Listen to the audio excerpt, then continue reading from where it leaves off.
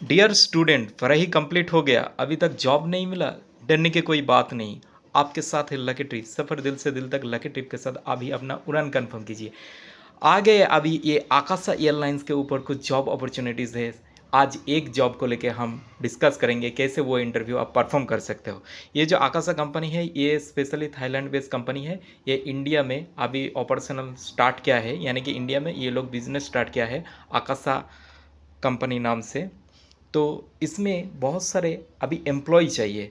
तो अगर आप 12th पास हो, यानी कि अभी तक आपको जॉब नहीं मिला, तो ये फ्लाइट में कैसे आप जॉब कर पाओगे वो वाला थोड़ा देख लेते हैं और आपके लिए क्या अपॉर्चुनिटी है।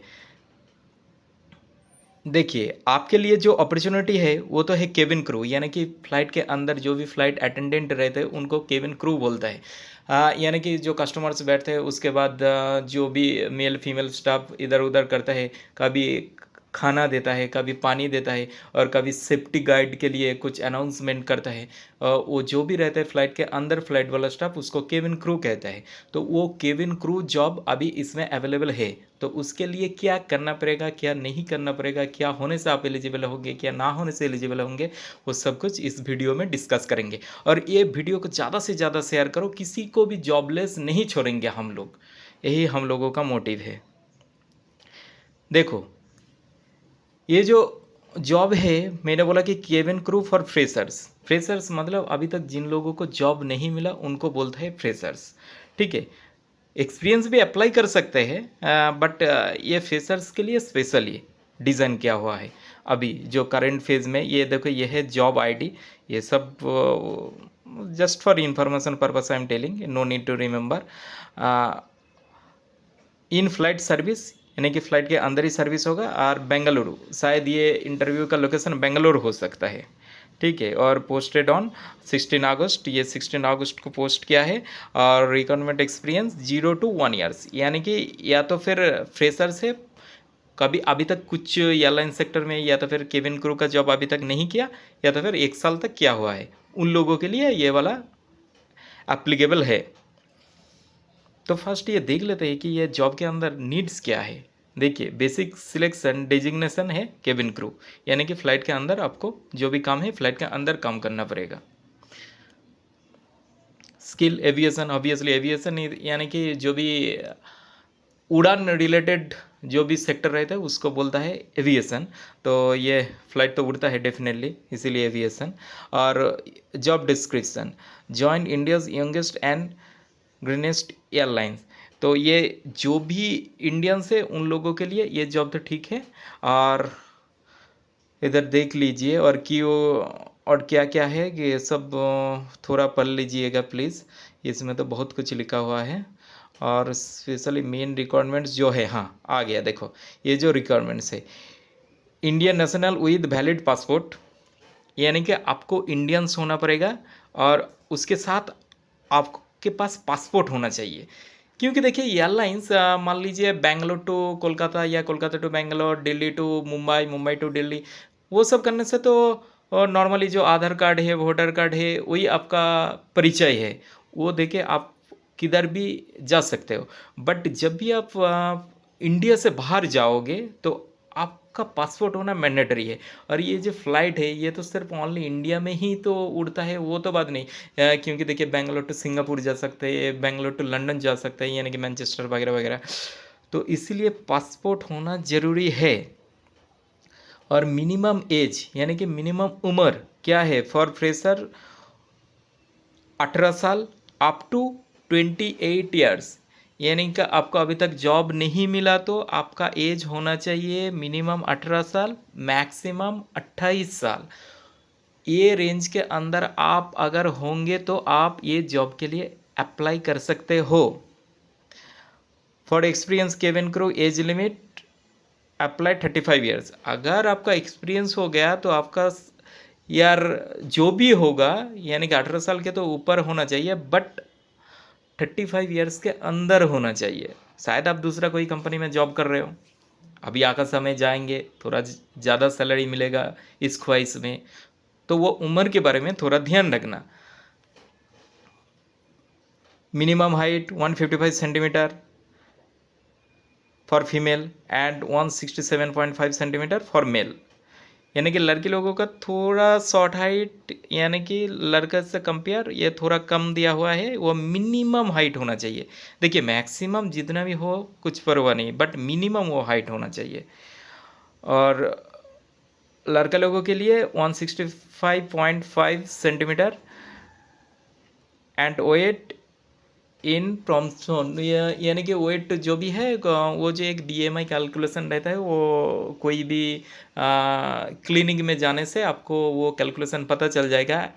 हाइट एंड वेट का एक रेशियो रहता है, वो ठीक ठाक रेशियो मेंटेन होना चाहिए। यानी कि ओवर वेटेड होने से भी वो लोग नहीं हायर करेंगे और बहुत लाइट वेट होने से भी नहीं हायर करेंगे। और मिनिमम एजुकेशन 10+2 यानी कि 12 must be fluent in English and Hindi. यानी कि बात करने के लिए हिंदी और इंग्लिश मैंडेटरी लैंग्वेज है। बाकी का लैंग्वेज आए या ना आए उसमें कुछ मैटर नहीं करता, बट इंग्लिश एंड हिंदी एकदम आना चाहिए, ठीक ठाक से बोलना। Okay. Must be medically fit as पर DGCA, यानी कि फ्लाइट में चलने के लिए पैसेंजर के लिए भी एक मेडिकल फिटनेस की ज़रूरत पड़ता है। इसी की तरह सेम स्टाफ के लिए भी वो DGCA का जो रूल्स है, यानी कि हाई BP या तो फिर कुछ मेडिकल इश्यूज जो आपको इमरजेंसी कभी भी पड़ सकता है, तो उस टाइप से होने से नहीं होगा। यानी कि मेडिकली आपको पूरा फिट रहना पड़ेगा। ये देखो ये जो BMI बोला, BMI range for female 18 to 23 and for male 18 to 25। No visible tattoos और मार्क्स, यानी कि देखो वो जो परमानेंट टैटूज जो रहता है वो वाला नहीं रहना चाहिए। वो जो खटखट खटखट करके वो जो एक डॉट डॉट दे के एकदम स्क्रीन के ऊपर ऐसे ऐसे करके जो टैटू हो खुदाई करते हैं ना, वो वाला टैटू होने से नहीं हो पाएगा ये जॉब। और कोई कोई मार्क, यानी कि कुछ शायद आपने कुछ किसी के साथ हादसा का घट गया, ये एक्सीडेंट हुआ बहुत बड़ा बड़ा खरों से मार्क से, वो सब होने से भी नहीं हो पाएगा। तो अगर आपके पास ये सब नहीं है, तो अगर आप टैटू बनाने के प्लानिंग में भी है तो वो थोड़ा कैंसिल कर दीजिए, क्योंकि टैटू के वजह से बहुत जगह से आपका अपॉर्चुनिटी लूज़ हो सकता है। वो टैटू ऐसे भी हानिकारक चीज़ है, ठीक है। और ये जॉब पाने से आपको क्या क्या बेनिफिट्स मिल सकता है, यानी कि क्या क्या सुविधा मिल सकता है। मेडिकल इंश्योरेंस, ये जो पार्ट है ना, ये बहुत बढ़िया पार्ट है। मेडिकल इंश्योरेंस, ये मेडिकल इंश्योरेंस देखो, हम तो जॉब नहीं करते, मेरे को मेडिकल इंश्योरेंस पैसा देकर बाहर से परचेस करना पड़ा, तो ईयरली मेरे को कुछ ना कुछ मेडिकल इंश्योरेंस के लिए पैसा देना पड़ता है। बट ये जो आप अगर ये जॉब पालोगे तो आपका मेडिकल इंश्योरेंस ये आकाशा यार प्रोवाइड कर देंगे। यानी कि आप जब भी हॉस्पिटल में एडमिट होंगे तो वो जो कॉस्ट है आपका जेब से या तो फिर आपका सैलरी से नहीं डिडक्ट होगा, वो डायरेक्ट वो मेडिकल इंश्योरेंस जो कंपनी का आपको आकाशा ने प्रोवाइड किया, वो कंपनी वो आपका खर्चा पूरा उठाएगा हॉस्पिटल्स का। और स्टाफ ट्रैवल, देखिए ये वाला बेनिफिट तो बहुत बढ़िया है, स्टाफ ट्रैवल। यानी कि आप जब ये जॉब पालोगे तो आप आकाशा एयर का एक स्टाफ बन जाओगे, तो आपके लिए क्या फैसिलिटी मिलता है, the staff +6 nominated family members. यानी कि आप स्टाफ +6 यानी कि टोटल 7 हो गए आपको मिला के।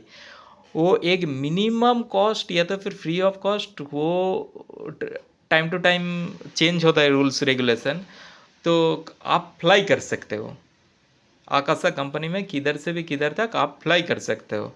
इसके लिए भी शायद कुछ लिमिटेड कोटा रहता है, यानी कि रिजर्व सीट, कि एक फ़्लाइट में मैक्सिमम स्टाफ ट्रैवल 5 और 6 जा पाएंगे। इस टाइप का कुछ रूल्स हो सकता है, नहीं भी हो सकता है, क्योंकि ये तो keep on modifying their rules. So transportation service, ये ट्रांसपोर्टेशन सर्विस का मतलब है, मान लीजिए आप शायद ये कोलकाता में आप रहते हो, किधर भी टालीगंज या तो फिर दूसरा कोई जगह में, तो आपका जो जॉब है वो कलकत्ता एयरपोर्ट से स्टार्ट होने वाला है। तो आपका रूम से लेकर वो एयरपोर्ट तक जो भी ट्रांसपोर्टेशन है वो आकाश एयर आपको प्रोवाइड कर देंगे। उसके बाद ले ओवर अलाउंसेस, यानी कि मान लीजिए आपका फ़्लाइट, आप रहते हो कोलकाता में बट आप आए हो बेंगलोर में, बट आपका जो next fly back to Kolkata है, आप मॉर्निंग टाइम बेंगलोर आ गए और इवनिंग टाइम आपको जाना पड़ेगा कोलकाता रिटर्न, तो वो टाइम का जो भी गैप है उस टाइम में आपको रेस्ट लेने की ज़रूरत होगा, उस टाइम आपको फूड्स लेने की ज़रूरत होगा। तो वो सब खर्चा भी ये आकाशा एयर प्रोवाइड करेंगे। उसके बाद डेड हेड अलाउंस भी इधर मिलता है। क्लियर? तो देखिए ये वाला थोड़ा स्क्रीनशॉट ले लीजिए, ये रिक्वायरमेंट लिस्ट का थोड़ा स्क्रीनशॉट ले लीजिए। ये वाला मैच होने से तभी आप एलिजिबल हो पाएंगे।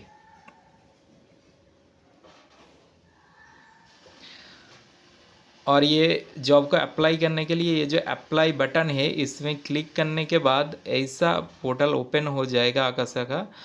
इधर as a new user registration कर लीजिए। करने के बाद जो भी मैंडेटरी फील्ड रहेगा, यानी कि आपका नेम्स लिखना पड़ेगा, उसके बाद आपका शायद पासपोर्ट नंबर लिखना पड़ सकता है, एड्रेस लिखना, उसके बाद मेल आईडी और मोबाइल नंबर यानी कि कॉन्टैक्ट नंबर, वो ठीक ठाक से क्लियरली एकदम करेक्टली लिखिए, क्योंकि वही आपके साथ कम्युनिकेशन करने का एक जरिया है। वो वाला कभी भी मिस मत कीजिए, यानी कि उल्टा पल्टा मत लिखिए। और जो भी सीवी देंगे ठीक ठाक एकदम बना के दे दीजिएगा। सीवी यानी कि बायोडाटा जिसको बोलता है, और रिज्यूमे जो भी आपको कन्वीनियंट होगा वर्ड, ठीक है, वो हिसाब से आप समझ लीजिए। और एक बात है, देखिए ये जॉब को लेकर बहुत सारे स्कैम होता है। कोई दलाल आपको फ़ोन करके बोल सकता है कि मेरे को इतना पैसा दो आपको जॉब मिल जाएगा। इस टाइप्स का कुछ भी नहीं होता है। आप डायरेक्टली एयरलाइंस के साथ ही कांटेक्ट कीजिएगा। वो जो सीवी वगैरह वगैरह जो भी आप जमा करेंगे एयरलाइंस के पोर्टल में, ये जो लिंक हम शेयर कर देंगे, वो लिंक में क्लिक करके आप जो भी प्रोवाइड करेंगे डायरेक्ट एयरलाइंस आपके साथ कनेक्ट होंगे। तो उसके बाद आप आके इंटरव्यू परफॉर्म कर सकते हो। और अगर आपको फ़्लाइट टिकट्स चाहिए तो आप ही कॉल कीजिए लकी ट्रिप को 974323 और 4x1। सफ़र दिल से दिल तक लकी ट्रिप के साथ आप ही अपना उड़ान यानी कि फ़्लाइट टिकट कंफर्म कीजिए और बहुत अच्छा जॉब लेके सेटल हो जाइए। मिलते हैं नेक्स्ट वीडियो में नेक्स्ट अपॉर्चुनिटी के साथ। Bye bye.